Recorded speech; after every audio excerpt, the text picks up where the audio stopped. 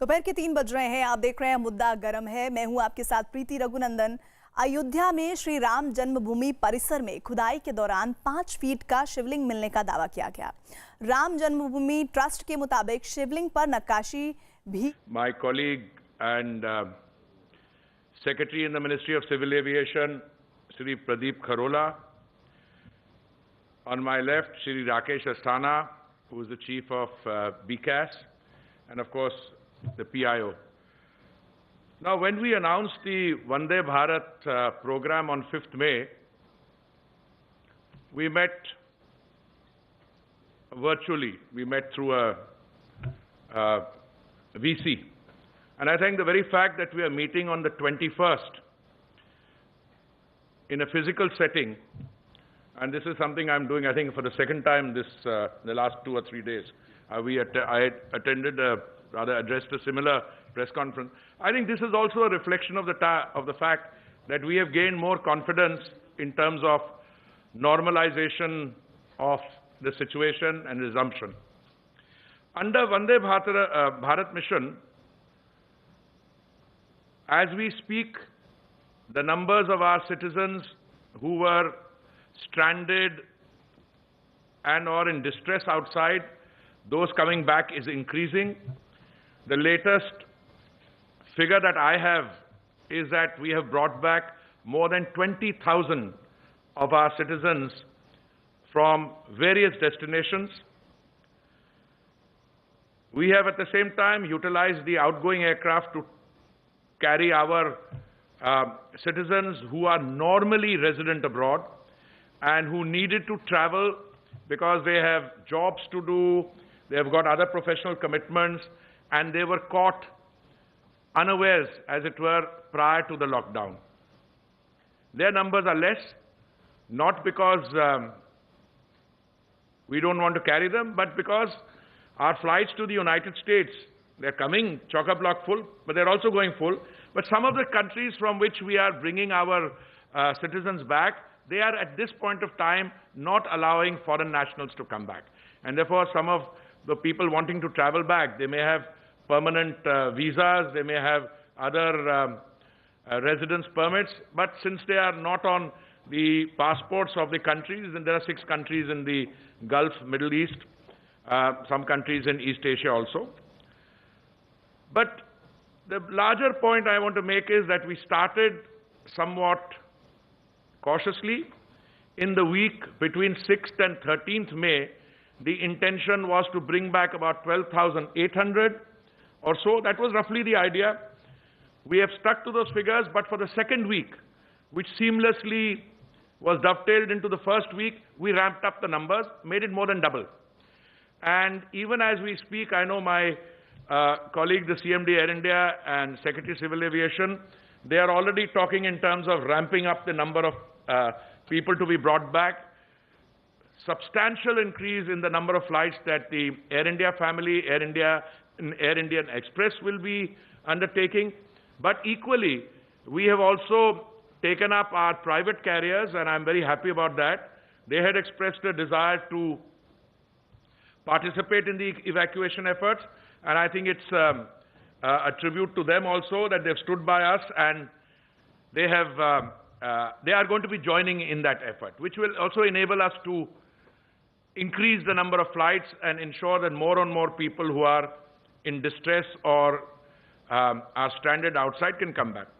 But before I move to some other aspects of what we've been doing, I do want to underline that our effort during this Vande Bharat mission was not to bring back everyone who wants to come back. The clear emphasis is on evacuating those of our citizens who are genuinely stranded and in distress abroad. Because if we look at the overall numbers of Indians, I mean, we're a large country, we have a population 1.35 billion, the number of Indians living abroad, both on Indian passports and other, goes into several million. I think more than 25 million according to one estimate. So the idea is not to bring back everyone, only those who are under stress or, who really need to come back. Equally, those of our citizens who have regular jobs outside, which have opened up, They have professional commitments. So the idea is to concentrate on those. But there also the numbers are large, and we are increasing the number of flights and our overall carrying capacity. And this Vande Bharat mission, touch wood, so far has gone very well. As I said, flights are coming back full. I want to compliment Air India and all the other stakeholders, our airports, our DGCA, everyone has worked, our missions in particular, Ministry of External Affairs.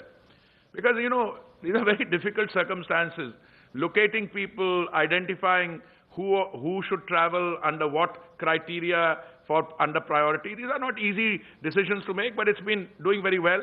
First phase has given way seamlessly to the second phase and will be increasing as we go along.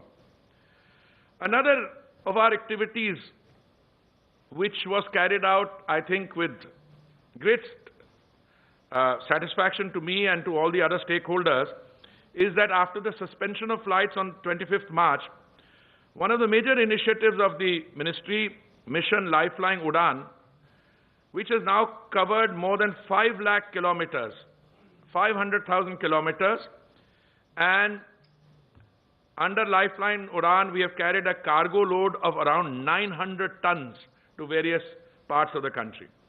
Now, 1 ton is quite a bit, but 900 tons, and if you see what we've carried, essentially covering COVID-19 related reagents, enzymes, medical equipment, testing kits, PPEs, masks, gloves, medicine, and other accessories, and cargo requisition by state and the governments of the Union Territory. The Lifeline Udan flights have received excellent support from all the stakeholders, the state governments and the other stakeholders. Private scheduled operators have also operated cargo flights on a commercial basis. Similarly, on the request of various agencies, Air India has operated chartered flights to bring 1,444 tons of critical medical supplies from abroad, that is, into India. They have also, Air India has also carried about 30 tons of critical medical cargo to foreign countries. Now, the point I want to stress under Lifeline Udan is it represents a very important segment of our activity post the lockdown being declared. Because the lockdown was effective, because it was taken early and in a timely manner, we can today say with a great deal of confidence that we have been able to escape the situation which other countries found themselves in. I mean, for a country of India's size, 1.35 billion people, we are testing what, 100,000 people a day? More than that. And the total number of fatalities is about 3,000 or so. Our recovery rate is doing very well. But you know, when you have a situation like this, what you really need to do is not to look at the total number of cases, but to look at the fatalities. And you have to manage those. Now, the fatalities today, the Indian figure is one of the lowest in the world. It is about 3% or so. And since I'm a member of the group of ministers dealing with this pandemic chaired by my senior colleague, Dr. Harshvardhan, I keep asking the question, Secretary Civil Aviation is also a member. I say, out of these 3% of fatalities, how many of them are cases where the patients had pre-existing medical conditions or comorbidities as it's called, and the figure is sometimes termed to be extremely high, 85% or so. So all I'm saying is we have to keep our fingers crossed, but just as it was very important, absolutely essential to have a lockdown early and ensure that the pandemic didn't spread, it is, I think, also equally important at some stage that you have to open up. And I think it's in that spirit that all these decisions are being taken. You could argue, if you were to look at it only from a narrow sectarian point of view, that you should continue to be in a continued phase of lockdown for an extended period of time. Well, I'm one of those, and I think most of you will agree, 56 days or 2 months is a fairly long period of time. And that when you come to balance between, as an Honorable Prime Minister keeps reminding us, between life and livelihood, between Jaan and Jahan, I think the time has come for us to open out. Now, we have been in touch